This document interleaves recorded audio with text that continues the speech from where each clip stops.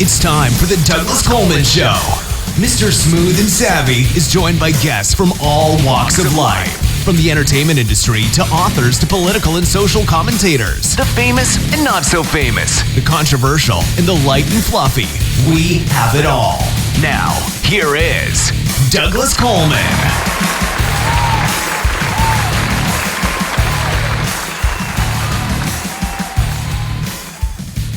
Howdy-o there. Hey there. Welcome to the Douglas Coleman Show. It's me, Douglas Coleman. How are ya? Thank you for joining us. Nice to have you with us. Across the Board is here today. Across the Board is a Canadian alt-pop rock band from Toronto, Ontario. We will be talking to them as well as playing their music from their new album called Sonic Boom. We've got 3 of their tracks to play today. Very excited to have them on. Before we get to them, we've also got a track by Robert Marino to play. And we've played actually some of his tracks for the last couple of shows. Really good stuff he's producing and writing. So we're always happy to play good music on this show. That's basically the idea that got this show started, was to promote indie music and indie artists. And then over the 3 years, we have morphed into interviewing film producers and actors, authors, all that kind of good stuff.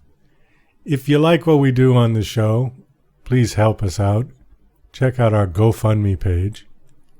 Or if you want to subscribe and are interested in being a sponsor on the show, check out our Patreon page at patreon.com/Douglas Coleman Show.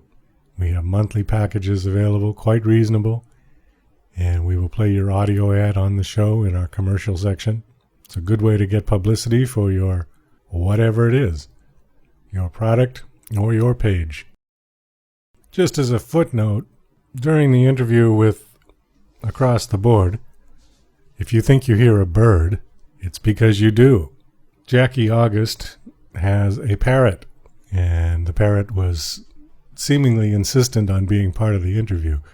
So in parts of the interview, you can hear a bird, just so you don't think you're losing your mind or something's wrong with your computer.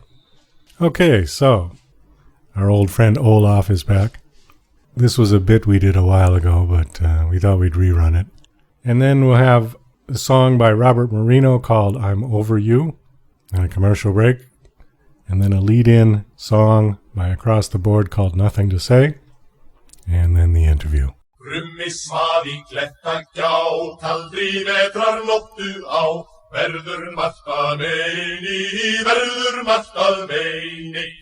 Traveling through the tundras of Iceland, through the fjords of Norway, all the way to the assembly line at the Volvo plant in Sweden, from the home of ABBA, our very own Olaf Fjergerson. Okay, Olaf, welcome back to the show. Glad to have you with us again. I understand that you brought a couple of songs with you that you wanted to have featured on the show. As you know, I'm always happy to play indie music and new music. I'm very excited that you brought some songs that you wanted to share with us. We're pretty flexible as far as genre is concerned. You know, as long as it's good music, that's really my only qualifications. So let me hear what you've got. What have you got for us today? Oh, tack Douglas. Tack för att ha mig tillbaka på din show. Jag har 3 riktigt bra låtar som jag har väldigt mycket tacksam om du kunde spela på din show. Alla dessa låtar är fantastiska, och jag är säker på din amerikanska politiken kommer att älska dem. Oh, okay. Well, good. Always happy to do it. So why don't we just listen to the first song that you got? Can you give us the title of the first one, please? Den kallas för Oh My God av några norska killar. Oh, Norwegians, huh? Oh, yeah. Well, let's listen to this one. All right, here we go. This is Oh My God. Oh my God. Oh my God. Oh my God. Oh my God. Oh my God. I'm looking for a sailor. Oh my God, I'm looking for the sea. Oh my God, I'm looking looking for a sailor. I hope he does find his sailor anyways. No, that doesn't quite do it. What else have you got, Olaf? Okay, kanske du kommer att gilla den här nästa bättre. Den är riktigt supersång. Jag spelar den hela tiden. Jag älskar verkligen den här sång. Jag tror att du ska komma att älska den också. Den kallas för Jag är en fattig bondedräng. Really? Fucking boondebring, huh? Okay. All right, let's have a listen to this one. Jag är en gammal fiskargubbe heter Olaf. Jag har sån reumatism i ryggen och ont i ena knä. Nu är jag både trött och tung och blicken min den är slö. Men jag har också varit ung och trotsat storm och sjö. Yeah, well, okay, Olaf. I don't know. I think I like the first song better. This is good music, huh? This is really really good stuff, yeah? Oh, yeah. Well, if you say so. All right. Well, that's not really what we want for the show. I think you're kind of missing the point of what we do here on the Douglas Coleman Show. But there is one more, so let's see. Tell us about this last song, huh? Oh, ja, den här nummer en sången i Sverige. Den kallas för Du Vakenlars. Well, okay. I really hope that this song is good because, I don't know, the last two, they just, I don't know, they didn't quite hit me in the right spot. We'll see. Okay, so what's this one called again? Kallas för Du Vakenlars. Du Vakenlars. All right. Oh. So this is really, really a good one, yeah? This is a great one? Yeah. Okay. All right. Well, let's listen to Du Vakenlars. Du vaken Lars, har du tvättat händerna? Du vaken Lars, har du borstat händerna? Okay, are you kidding me? This is unbelievable. I just can't believe you would bring this to my show. I mean, come on. The songs went from bad to worse. I mean, this is outrageous. You have no concept of what it is that we do on this show here. I cannot believe this. Yeah, better than ABBA or Roxette. Better than ABBA. Well, I sort of doubt that. Roxette. Ace of Base. Oh, yeah. Okay. All right. Goodbye, Olaf. Barbie. We'll be right back.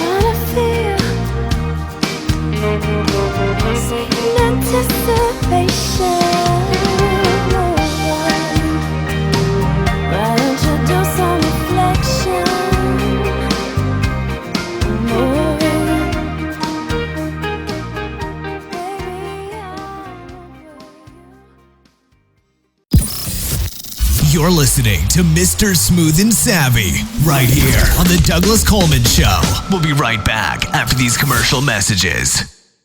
Tired of living in a culture of lies, fake news, and alternative facts? The Pro-Truth Pledge reverses the tide of lies by calling on politicians, and everyone else, to commit to truth-oriented behaviors. The pledge asks signees to commit to 12 behaviors that research in behavioral science shows lead to truthfulness, such as clarifying one's opinions and the facts, citing one's sources, and celebrating people who update their beliefs toward the truth. Private citizens who sign the pledge get the benefit of contributing to a more truth-oriented society. Public figures get more substantive rewards for signing the pledge in the form of positive media and public recognition. The pledge crowdsources the truth by asking volunteers to evaluate the statements of public figures who sign the pledge. Take the pledge, demand that your elected representatives do so, and encourage your friends to take it at protruthpledge.org. Hi there, this is Stuart Epps, record producer. This is my story about Elton John, working with him in those early years, going back to 1967 at Dick James, all the amazing tours, those first recordings, going through to Rocket Records, and it's an amazing story about his incredible rise to stardom and my part in that. So look forward to taking you on that journey. So here we go. Yeah, and to order this great audio CD, please just email me at stuartepps@talk21.com. That's Stuart, S-T-U-A-R-T, Epps, E-P-P-S, at talk, T-A-L-K, 21 in figures.com. Stuart Epps at talk21.com. Email me and I'll give you all the details for buying this brilliant audio disc. Thank you. Bye. DJC Music and DJC Productions are pleased to announce a brand new website. We have started a listing website for radio show hosts as well as potential show guests. This is a meeting site where hosts and guests can come together. Show hosts can list their show and types of guests they're interested in booking. Potential guests can list their talents, bio, accomplishments, or anything they feel makes them an interesting radio show guest. There are no recurrent payments, only a one-time $5 listing fee. Your listing will stay up until you decide to cancel. Previous guests of The Douglas Coleman Show are welcome to submit their guest listing free of charge. Go to radiohostsandguests.com. That's radiohostsandguests.com. Acclaimed author of Garden, Jane Yates brings you the first book in a new trilogy, Octopus Pirate, a story of a foundling who has unusual talents, such as the ability to communicate with octopuses. As a baby, he was washed up on an island off the Scottish mainland. An eccentric former nun who lives alone with cats brings him up. He joins a circus and narrowly escapes plots against him, flees to Cornwall, builds a replica pirate ship that's also an airship to travel back in time to fight real pirates. Get your copy today from Amazon, only 99 cents. Go listen, download, and subscribe to The Douglas Coleman Show. It's available at the website douglascolemanmusic.com/DCS. Also on iTunes, Spreaker, and YouTube. The Douglas Coleman Show is an internationally syndicated talk and music show that features fascinating and sometimes famous guests from all aspects of the entertainment industry. The topics can range from light and fluffy to sober and serious. Our focus is on music artists, but we also feature producers, authors, directors, and even promoters. The Douglas Coleman Show. Sometimes chat, sometimes music, always entertaining. Again, it's available today at the website douglascolemanmusic.com/DCS. You can also connect with them on Facebook at Douglas Coleman Show 1, follow on Twitter at Douglas Coleman 3, and you can even find them on TuneIn Radio. Again, that's the Douglas Coleman Show at the website douglascolemanmusic.com/DCS, iTunes, Spreaker, YouTube, and more. Go listen, download, subscribe, and share with your social networks today.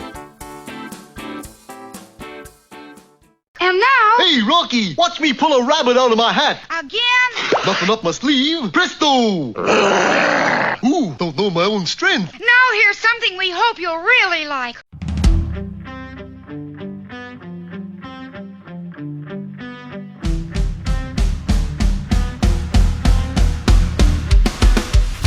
There's times in my life that I realize there's nothing to see right in front of me.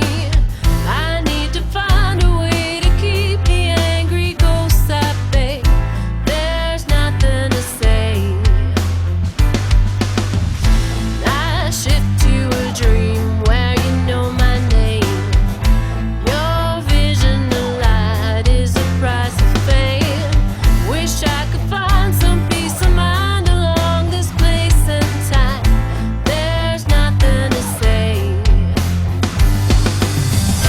I want you to take my hand now.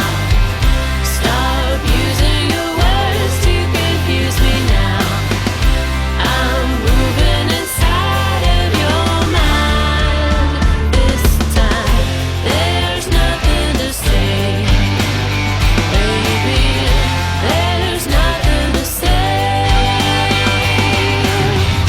There's times in my life that I realize there's nothing to see right in front of me. I need to find a way to keep the angry ghosts at bay. There's nothing to say. I want you to take my hand now. Stop using your words to confuse me now. I'm moving inside of your mind this time. There's nothing to say. Baby, there's nothing to say. Take me away to that secret place where words don't need to be. Get in the way from the truth that lies between us. Can't you see? Can't you see?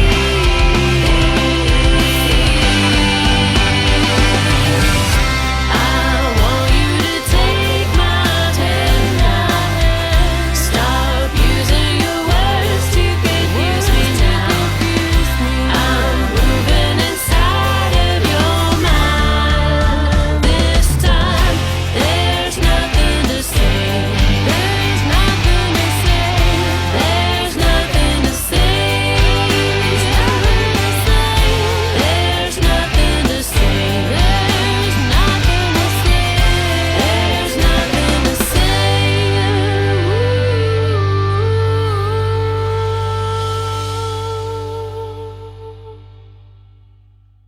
Okay, please welcome to the Douglas Coleman Show, Jackie August and Andy Ramjatan, I think is his name. I had to do that slow. From the band across the board. How are you guys?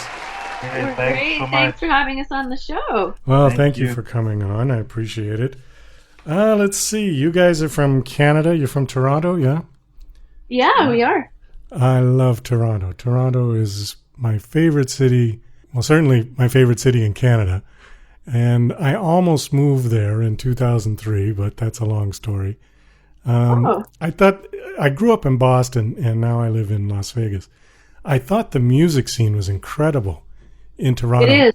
Yeah, It because really- It's so good.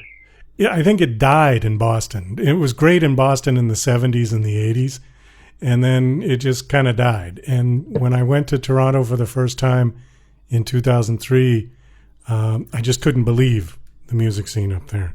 So I kept coming back. Yeah, we've got a very vibrant live music scene with probably over 200 venues in the Greater Toronto area, which would include some of the outlying cities. Yeah, it was fantastic. So, well, glad you could make it to the show. Tell us a little about Across the Board. It's a nice name. How did you come up? Did you come up with the name, Jackie? Yeah, we did. So I did. Across the Board we came together as a result of a bunch of friends who really liked to jam, and we were jamming in the garage and jamming in the basement, and we decided we'd start making some YouTube videos like everybody in about 2013.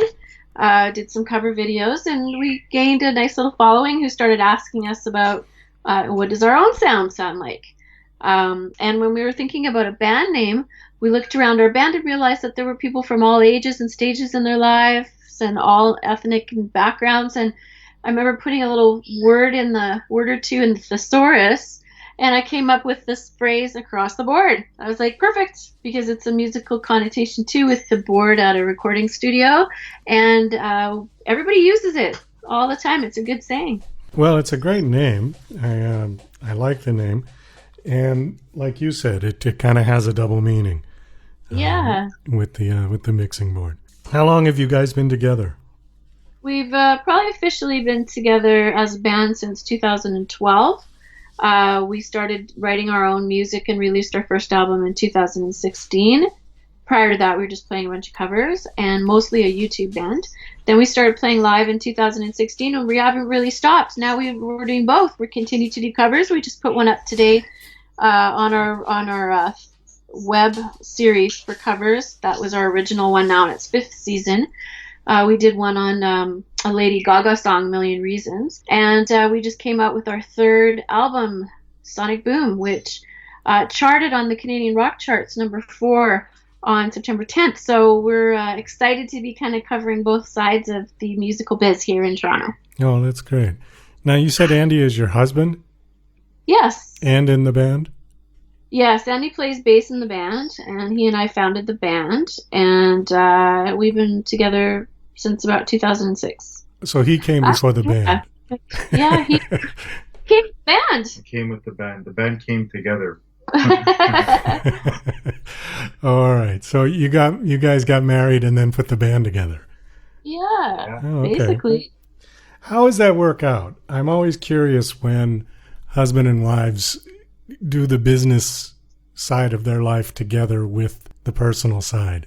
Well, it's good. We each have our roles. I mean, Andy's a great promoter, and he's also probably the guy who balances the band out socially and psychologically, keeping everybody together. Me, I'm sort of the business end of the band. I like to get all the content going and do all the social media stuff and hire the PR and work with them and, work with the producers. And I do a lot of the writing, etc. So, yeah, we complement each other. Andy can sell out just about any venue in Toronto just by calling people on his phone. Oh, that's great. Yeah, it's awesome. So you don't find it challenging to your relationship at all? I think it works out good, actually. It's probably better because I think music is not a 9-to-5 job. So I think for musicians who don't have musical spouses or don't have musical boyfriends or girlfriends, I think it can be tough because you're gone a lot in the evening, either rehearsals or gigs or last night was a shoots. good example of us just getting up and filming a video in the middle of the night because we could. Well, we were late on it, and I was either don't do it this week or I've got this song that I've already done the audio for. Now we need a video, so let's just go down in the studio at 10 o'clock at night, run this thing 3 or 4 times on the cameras, and make a video. And so he looked at me kind of sideways for a moment and then grabbed the piano. Well, you did bring up a good point because music isn't a 9-to-5 job. So if your spouse was non-musical or not a musician or not part of the band, you would be gone, they'd be at home, or they'd be somewhere else. And you'd be scheduling for the next week or whatever, Yeah. right? I mean, it just well, holds if it they're up. if they're your spouse or if they're a lot of the times we see like our band is very open. We like the boyfriends and the girlfriends to have open access. They're welcome to any rehearsal or any gig, so that our people don't feel like they're away from home. So there's one of our backing singers brings her daughter, and she plays with our daughter.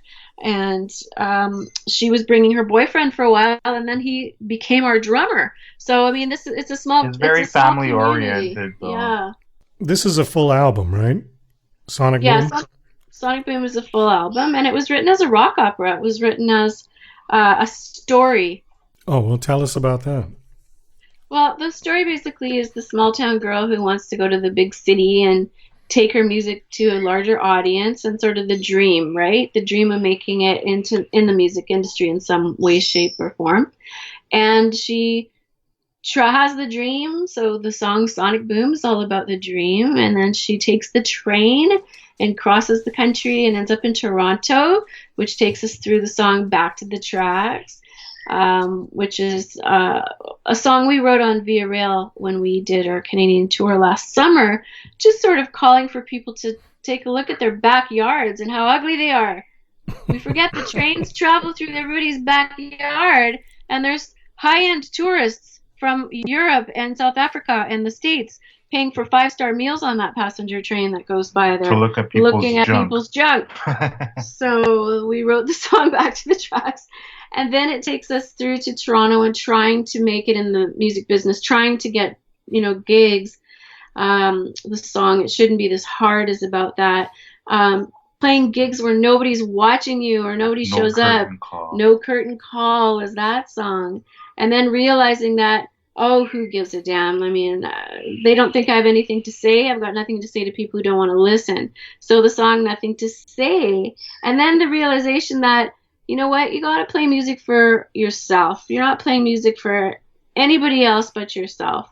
And that sort of takes it full circle to the last song, which is the anthem two-step with a couple of other stops along the way for a love affair or two. Well, we've got 3 of your tracks that Michael sent. Sonic Boom, Nothing to Say, and It Shouldn't Be This Hard. Perfect. So since you were talking about Sonic Boom, let's play that one now. Excellent. And then we'll talk some more, and we'll get to one more. I think we have time to play one more after that. Okay. Okay, so this is Sonic Boom by Across the Board.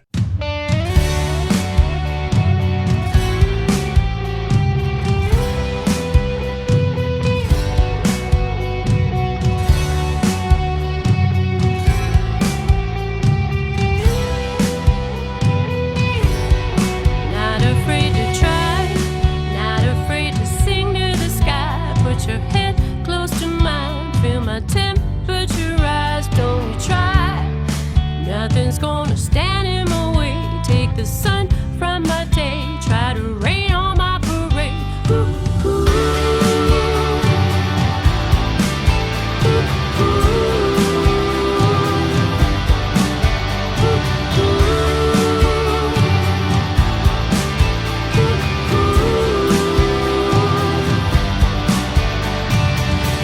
You've got me feeling like I'm just another rocket falling from the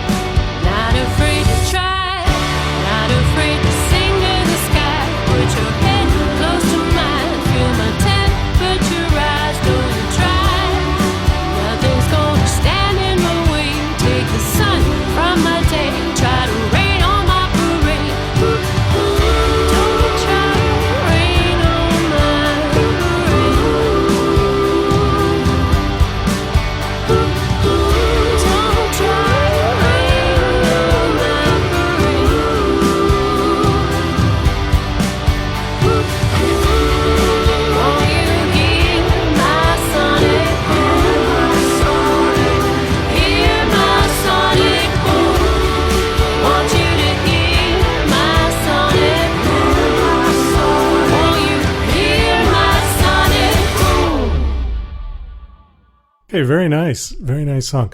When I get music from Michael Stover, I never listen to it before the show because I know that everything he sends me is good, so I don't have to screen it. And I also like to be fresh with my comments about it when I have the artist on.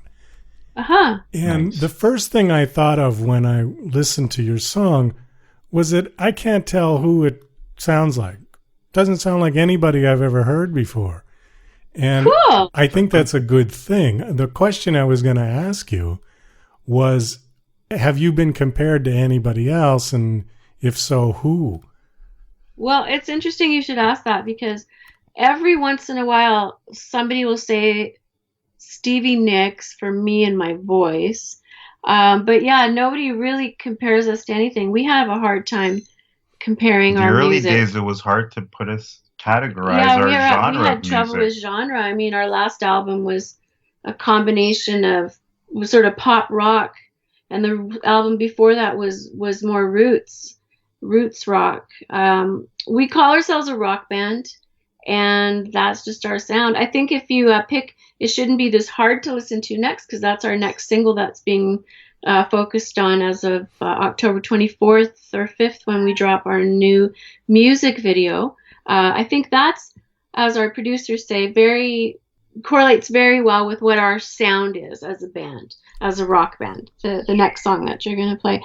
And I also think that it's hard to define rock anymore. Rock's got roots in jazz and in stage band, the big bands, and in rock and roll, clearly. And it dates back to the songs in the fields, So it's really hard to even subcategorize rock. You'll see tons of subcategories, grunge rock and alt pop rock and blah, blah, blah, blah, blah. And we just decided to take away all those little extra prefixes and suffixes and just call it rock. Well, I'm glad you did, because that's always been my argument, is that there's way too many genres now. Yeah. I don't even know what they are. Like, I read some of them and I'm like, pre something this and post blah, blah, blah, blah, blah. I'm like, I don't even know what those errors are. You have to be some kind of rock paleontologist to know what that is. Rock historian. Well, I mean, to me, rock music is rock music. There's about, I think, 3 categories. There's heavy metal, there's pop rock, and then maybe just plain rock. Yeah, I guess you got to throw folk rock in there. Or folk rock. Yeah, that might be one more. But what happened was, in the 70s, what was considered soft rock or southern rock migrated and changed into new country. Yes. So the stuff that I listened to in the 70s that was called rock is now new country. That's why I like new country music so much. I am such a new country fan. Some new country's almost on the pop side. I don't know if you were a fan of this show Nashville that's now over, but it was on for several seasons, and I remember watching some of the characters on that show do their thing, and it was really like, wow, this borders on pop music. Like, if I could call something pop country, but it's just like nouveau country, really. Right. Well, I had a woman on last week's show. Actually, she's one of Michael's artists too, Margie Singleton. Yes, she's a country music. Right, 82 years old. And we were talking about that, and she had the same thing. She said there's way too many genres now. And she said that she didn't like the idea of what is new country being called country, because she didn't think it was country music. It didn't qualify. And it's not Dolly Parton, and it's not Kenny Rogers, and it's not Hank Waylon Williams. Jennings. That's country music. Right. Even there's newer artists that Kelly Picton, is that her name? Pickling? She sings this old style of country that her voice lends itself to, and but the newer people out there are singing more country, like the new country, which is really what we've been calling country, but I do think it's wrong too. Along with 50,000 new genres, maybe that came along with the internet, because they had to categorize so much music that was coming out So much junk. Yeah. So much junk So because nice. the technology has enabled anyone to put a song out on the internet. Well, it's a double-edged sword. I think Sure it is. in some circumstances that's fantastic. But in other circumstances, it leaves bands like us having to find our fans while they wade through the junk that is the guy with GarageBand on his iPad making beats and calling it rock music. And so that stuff will still come up in the search engine for them, and they have to find their way to us somehow. So that's why curated playlists are so important, why blogs and vlogs are so important, why your show is so important to help people filter through the chaos of the noise on the internet and hone in on the bands that they should be discovering. Well, I agree with you. I mean, the playing field has been leveled with technology. It has. Yeah, it has. The only thing that the big labels have, which we don't have, is the money machine to do that promotion. Right. To get you in front of the radio stations, to get you in front of mainstream television, to get you collaborating, appearing on the big talk shows where you can garner thousands of fans in one little drop of a song. We don't have that. We have to grassroots it, and white knuckle our way through it sometimes. Well, you're right, and it's a good conversation. I've had this with other artists where you really do have an infinite opportunity with the internet. Yes. But you don't have the ability to get your song, if it's a brand new song and you're an unknown act, on the front page of iTunes, where the major labels could do that. They can get a big full page promo of whoever right on the front page of iTunes. They can get all of the influencers talking about your music immediately, whereas we can't. Right. But what I would tell indie musicians out there is emulate what the record labels are doing, emulate. Go and see if there's something that they're doing that you can still do. Yeah, you can't get the front page of iTunes, Billboard, or Rolling Stone, but you can still make friends with vloggers who are influential and have high followings. Find them.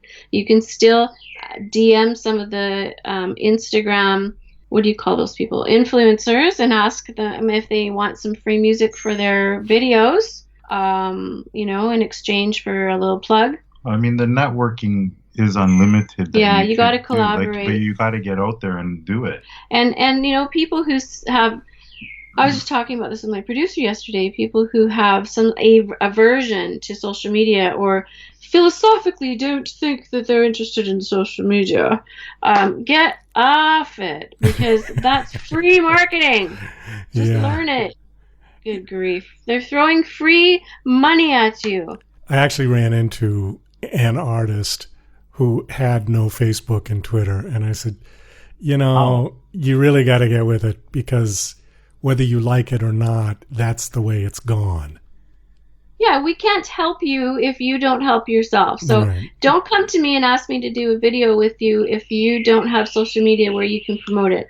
Because, my job is not to give you content to promote, content for you. Like, if you want to do a collaboration with us, have Facebook, have Twitter, have social media, have Instagram, because we're going to promote the hell out of our music, and we're going to have you there. We're going to be promoting you as well along. That's what a collaboration is. So if you want to do a collaboration with us, just make sure you have all the social media bits. That's easy. It takes you 10 minutes to create a Facebook page, 10 minutes to create an Instagram profile, 10 minutes or less to create a Twitter profile. And if you go to Wix, you can make a website in 10 minutes. That's 45 minutes out of your life. Exactly. And use the same pictures on them all so that you have a brand across your 4 sites. That's even easier because you don't have to make a new picture. So it's really, that's all it takes. It takes, have 2-3 tracks, have 2-3 pictures, and off you go. Now that's the upside of the technological boom that has turned the music industry upside down. The downside of it is that it's very difficult for artists, aside from getting known, getting seen, like you said, wading through all the junk. Nobody's getting paid like they used to. And here's my argument for this. we all have streaming. I'm a musician as well, kind of retired one.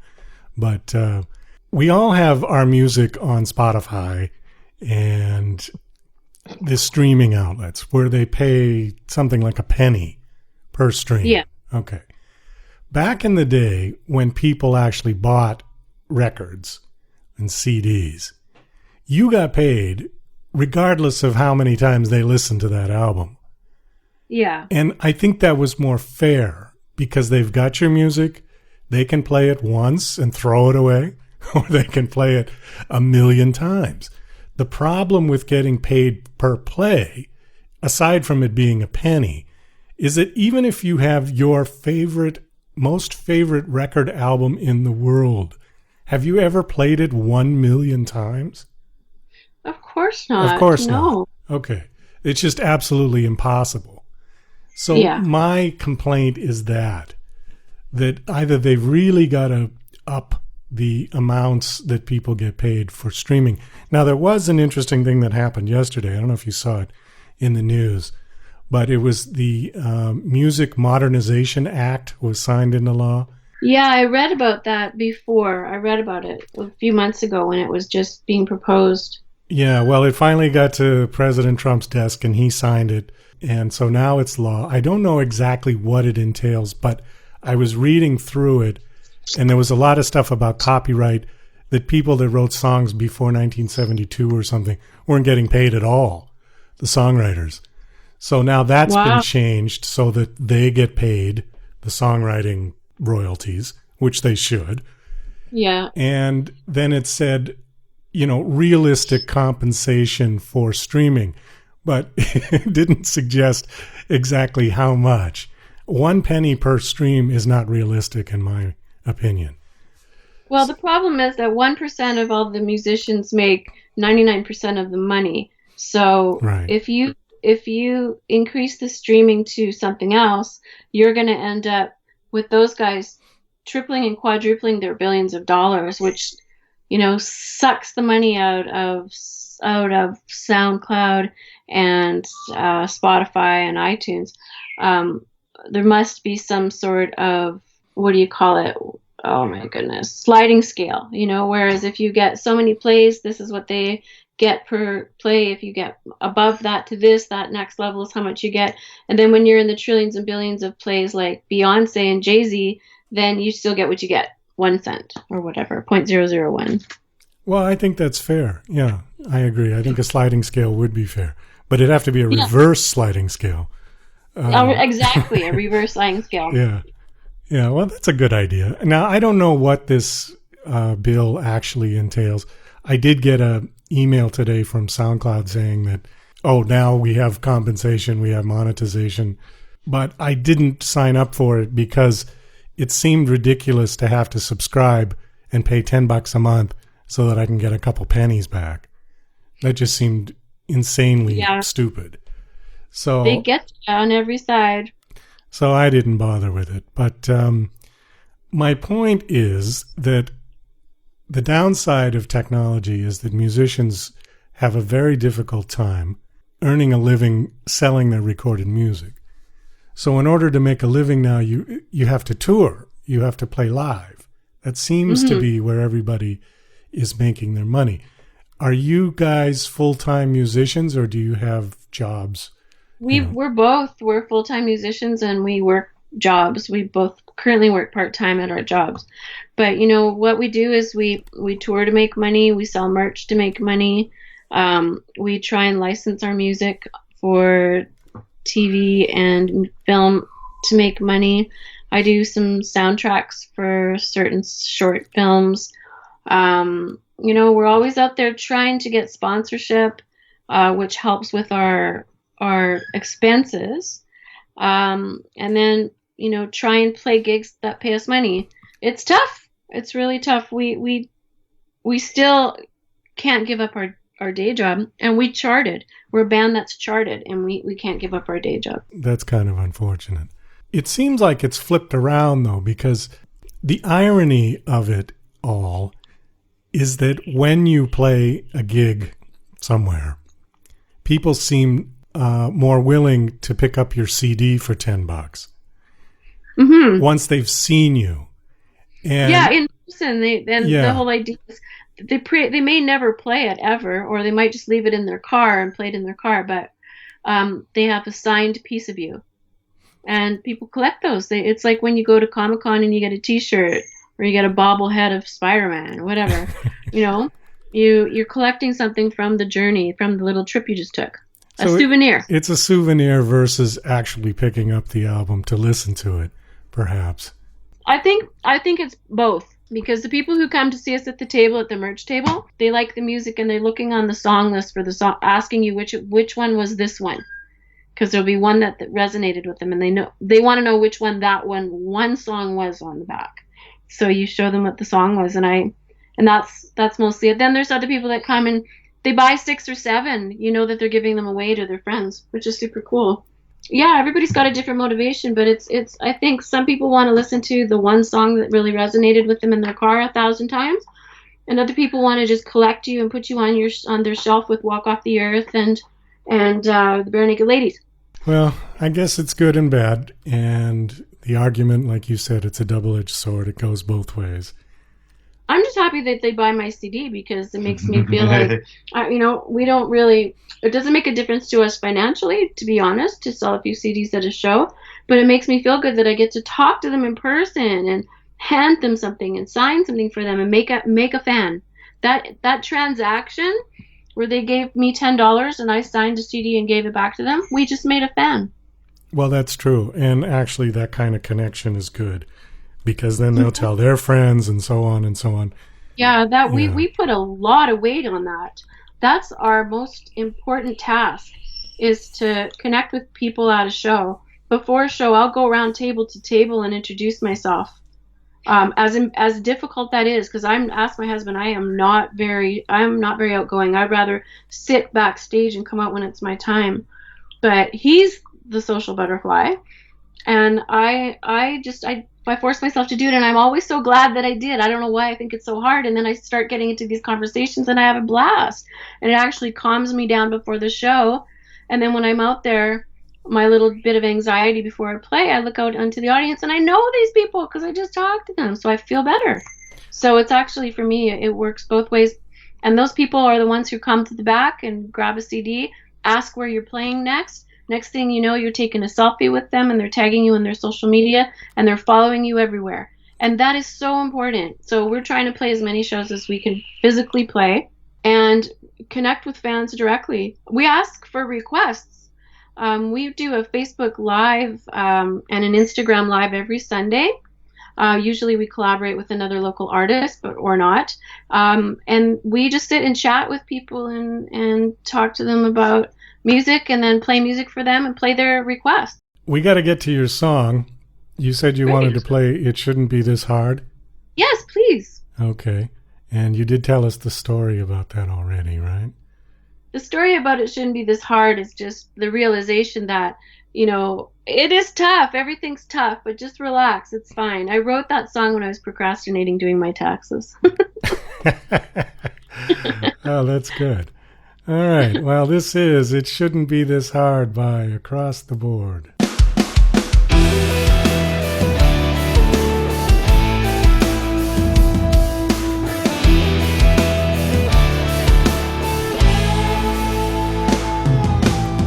I told you many times the price to pay for comfort was corrupt. I showed you all the ways to realize the daydream was enough. You're pushing off the aftershock of empathy and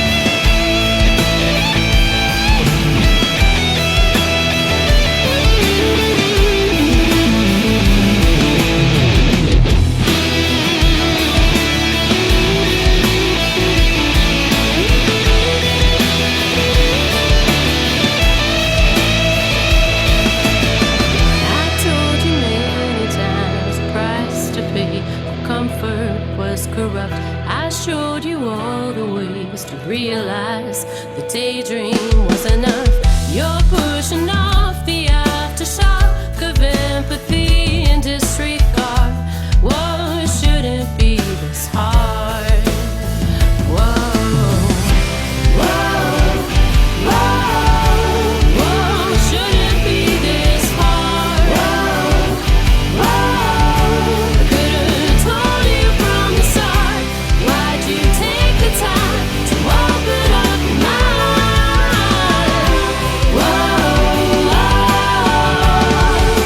shouldn't be this hard. It shouldn't be this hard. No, it shouldn't be this hard. I could've told you from the start. No, it shouldn't be this hard. No, it shouldn't be this